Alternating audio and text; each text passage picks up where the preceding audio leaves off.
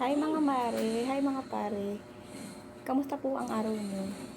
Andito na naman po tayo sa isang mga small video lang po na kung saan paano po ba ako nag-start na magkaroon ng page.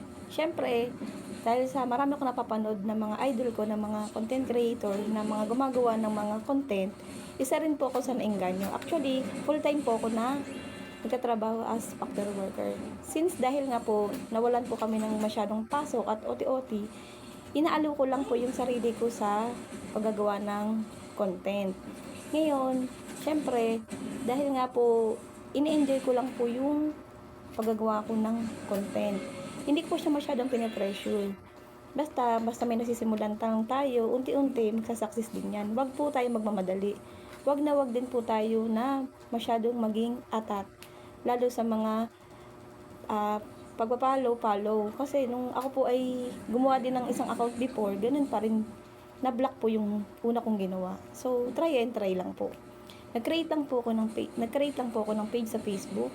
And then po, nag-fill up po ako doon. And then, nung naging okay na po, nag-iisip na po ako ng mga pwede kong i-content kahit maliliit na videos lang po.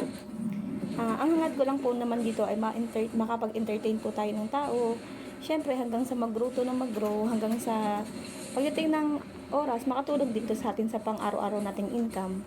Yun lang po, wag po tayo magpanghihinaan ng loob kasi marami din pong kagaya ko na nagsimula sa pumapalpak.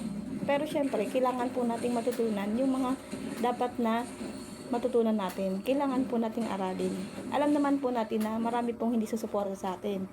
Lalo kung sino pa minsan yung mga malalapit nating mga kaibigan, malalapit nating mga katrabaho, kamag-anak, yan yung mga hindi natin supporters.